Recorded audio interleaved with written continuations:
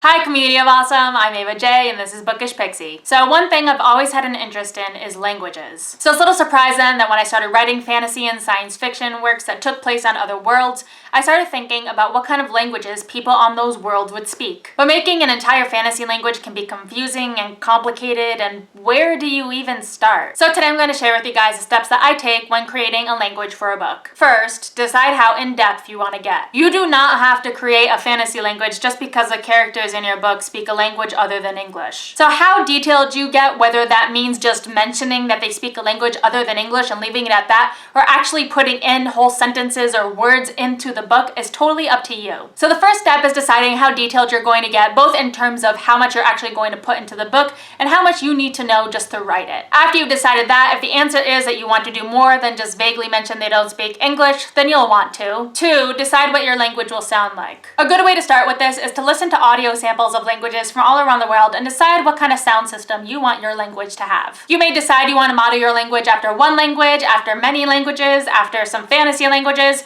Anything is fine as long as you don't take anything directly from any one language. Why? Because if you take from one language, that's cultural appropriation, and if you take from some fantasy languages, and that's called stealing, don't do that. Once you've played around with some sound systems and you've decided what you want your language to sound like, then you'll want to move on to 3, how will your language be written? First, you'll want to decide whether or not your language is written at all. If the answer is no, then you'll want to skip this step. If the answer is yes, then you'll want to think about what your language's alphabet looks like. Is your alphabet based on consonants like Arabic and Hebrew? Is it a phonemic alphabet like English and Spanish? Is it a syllabic alphabet like Hindi? Is it a syllabary like Japanese hiragana or an ideographic written language like Chinese? The options are pretty endless. It's up to you to do the research and decide what you want your written language to look like, but whatever the answer is, it's important for you to know because your characters will know the answer, and it's one of those many parts of world building that's up to you to establish. Once you've established that, you'll want to move on to step 4, starting with the basics. The best advice I can give you when you start putting words and grammar together is to put all your notes in one document. I usually use a spreadsheet like Excel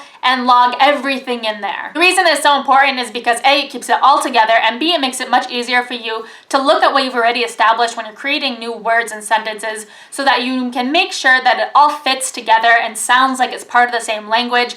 And you can also make sure you didn't forget about a word that you already created or some rule. From there, I usually just start with some super basic stuff like subjects and grammar rules I need to know. And then I just play around with it, and I'll make things up as I write and make sure I keep it written in the document and make sure it all sounds like it could be part of the same language. That's about it. I mean, from there, it's just sounding out nonsense gibberish aloud and hoping no one hears you, but it's a fun process that I've really come to enjoy. I will say as a bonus, it helps if you take a lot of language classes. From middle school to high school to college, for example, I've taken Italian, Spanish, French, and Japanese. Do I know how to speak all those languages fluently? Nope, but it did teach me the building blocks of many different languages, which then made it a lot easier for me to create my own building blocks when I was developing languages of my own. So that's all I got for today. If you liked what you saw, don't forget to subscribe and comment, and I'll see you guys next week.